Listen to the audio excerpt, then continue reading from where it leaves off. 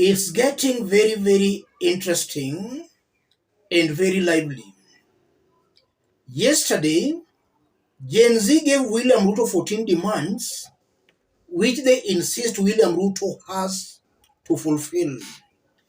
And one of the demands was for William Ruto to resign, for Kenyans no longer have trust and confidence in him. So he has to resign.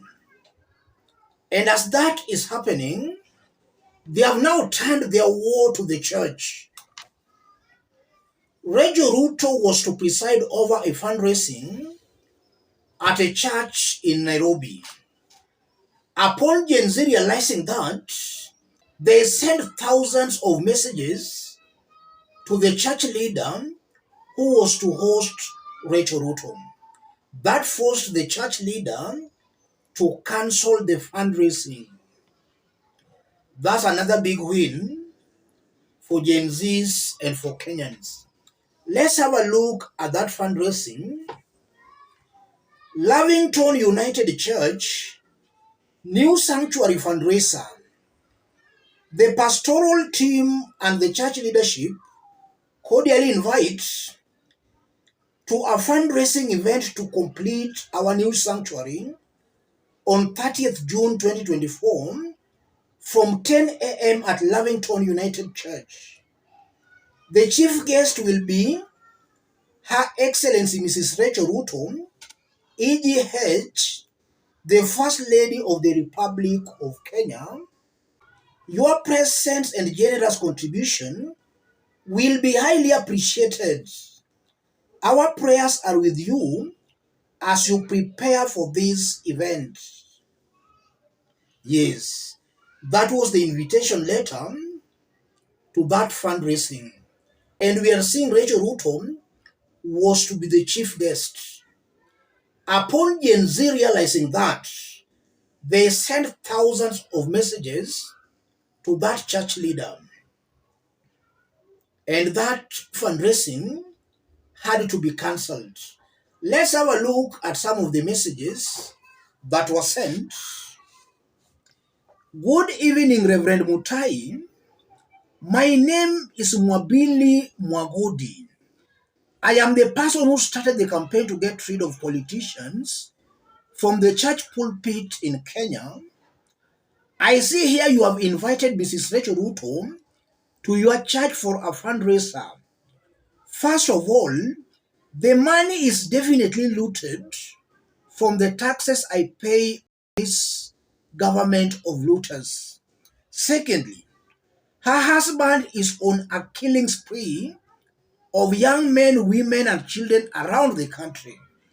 This message is to notify you that we are coming for the fundraiser. God bless you. That's one youth there. Another youth shared this.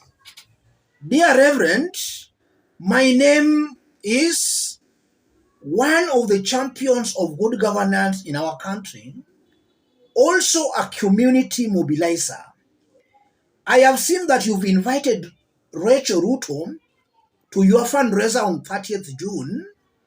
We wish to inform you that the said money is from our taxes and have been looted.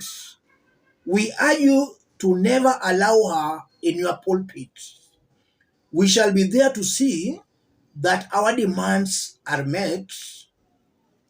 And then the church leader responded, the leadership and pastoral team of Lavington United Church wishes to inform members that the fundraising event scheduled for 30th June 2024 has been cancelled. So it's very clear that that cancellation was informed by the thousands of text messages that were sent to that church leader. And if it's actually true, it has been cancelled, then this is a clever church leader who has read and understood the mood of the country very well. He does not want to make the same mistake Ruto and his MPs made when they received thousands of messages but they ignored. This one has clearly read the mood and understood well what's happening in the country. I want us to dig deep into this for Kenyans to understand what's happening here. If you are watching us but you are not yet subscribed, subscribe, give the video a like. Let's proceed. In 2022, the church in Kenya played a major role in mobilizing Kenyans to vote for Ruto. And they went to some extreme lengths of even cursing those who are opposing Ruto's candidature.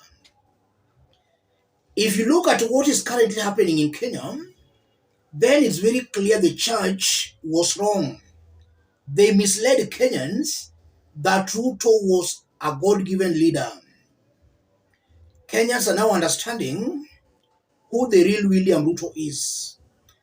If you look at what is currently happening in Kenya, it's true Ruto is the worst president Kenya has ever had.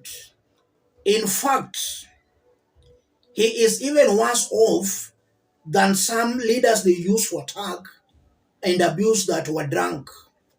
Those leaders were far much better. They had humanity. Ruto has no humanity. And is also coming out as a lying president, and that's also a fact.